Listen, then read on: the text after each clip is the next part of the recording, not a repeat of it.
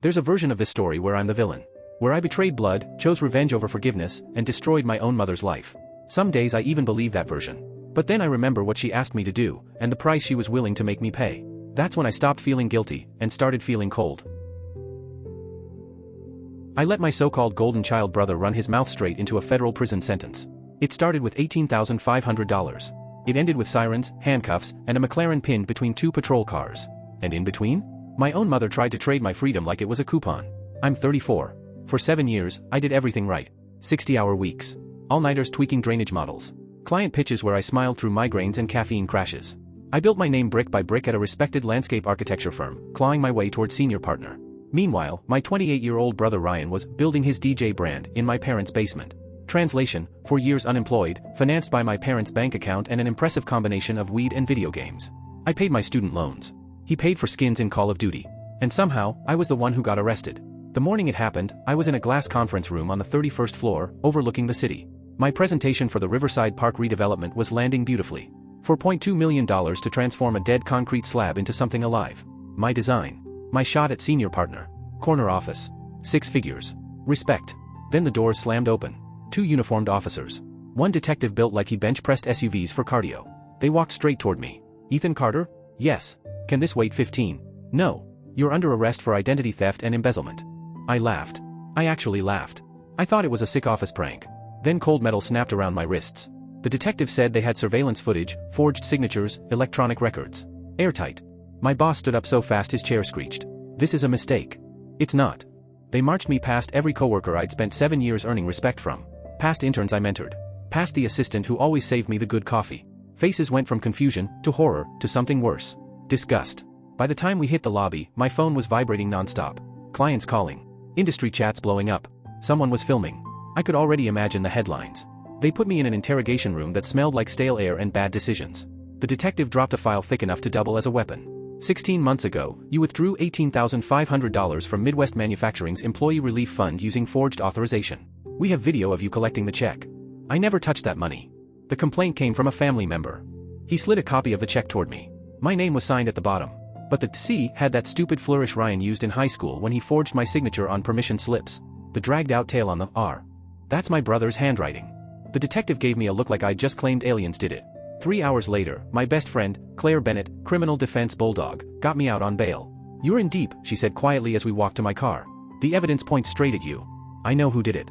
Then you better prove it. I drove straight to my parents' house. And that's when I saw it. Sitting in the driveway like a neon orange insult to reality. A McLaren 570S. My dad drove a sedan held together with duct tape.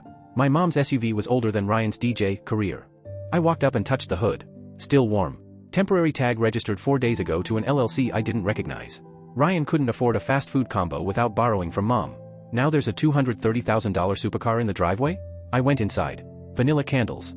Steak dinner. Mashed potatoes. They were sitting there like it was any normal Monday. Ethan, mom said calmly. You're home early. You knew I was arrested? Of course. The police called. Ryan wouldn't look at me. His fork shook against his plate. He stole $18,500 in my name, I said. Don't call your brother names, mom snapped. I asked about the McLaren. Ryan muttered something about influencer content. Then dad cleared his throat. Ethan, Ryan isn't as strong as you.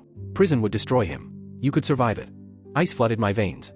Mom looked at me, steady, unblinking. You need to take responsibility. You're the oldest. You're capable. He's fragile. If Ryan goes to prison, he'll fall apart. You'll bounce on the hood of the same car he'd polished like a trophy.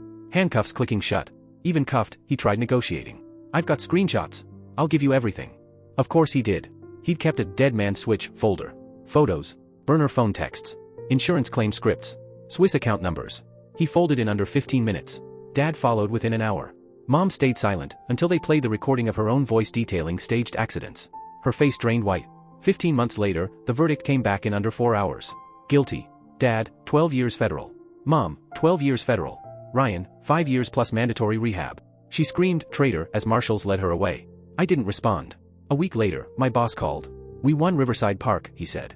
City planning specifically requested you as lead architect. He slid promotion paperwork across his desk. Senior partner. I earned it. On opening day, I stood on the observation deck of the finished park. Hundreds of people walking through gardens I designed. Kids running across paths I mapped out years ago. Claire leaned against my shoulder.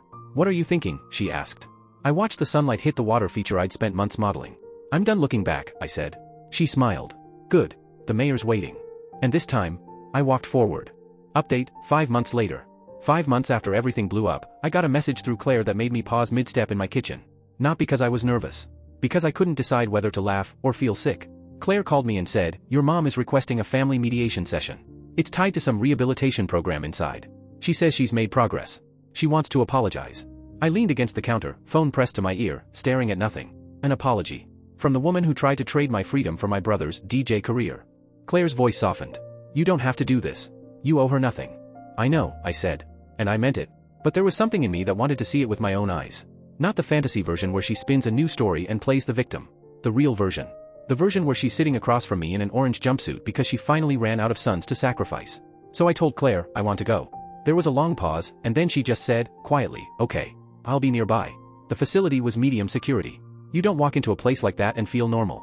The air is different, sterile, heavy, like it's been scrubbed of warmth on purpose. Every door buzzes before it opens. Every hallway has cameras angled down like unblinking eyes. Even the silent sounds monitored. They checked my ID twice.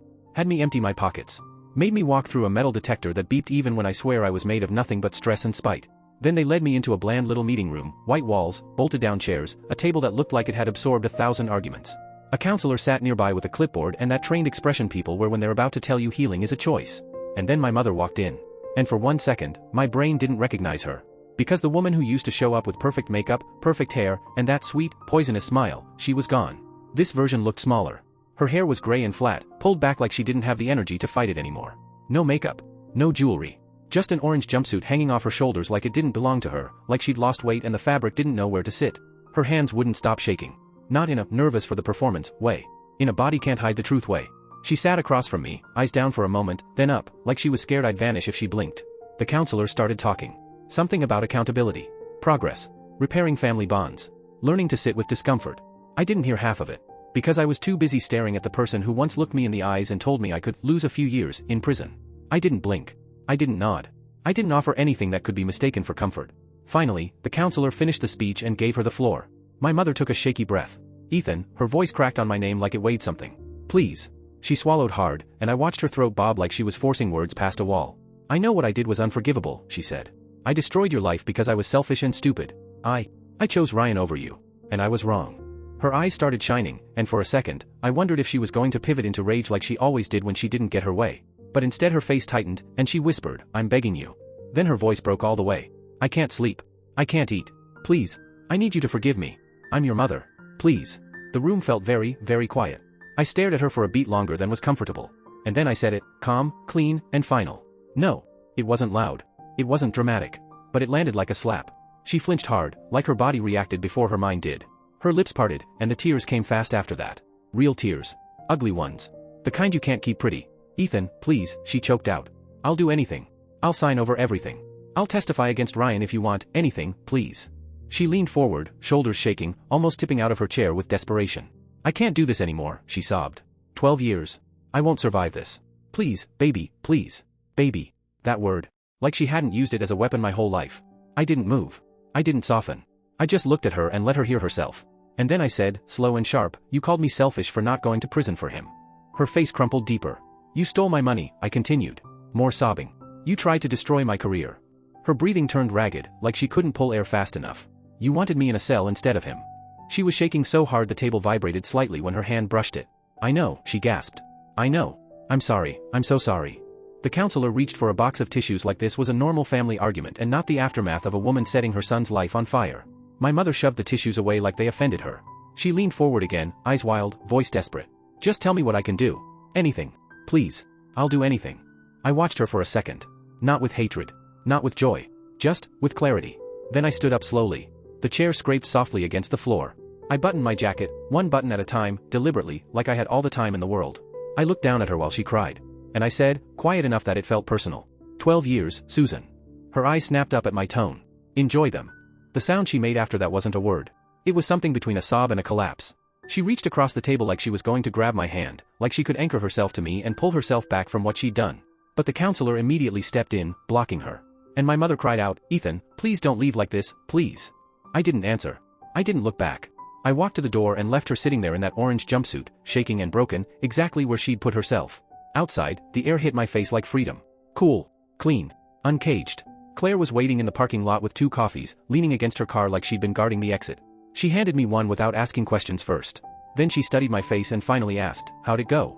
I took a sip. The coffee was hot, bitter, grounding. And I said, exactly how I wanted it to. If you enjoyed this story, hit that subscribe button. It seriously helps the channel, and it helps us bring you more intense, jaw-dropping updates like this one.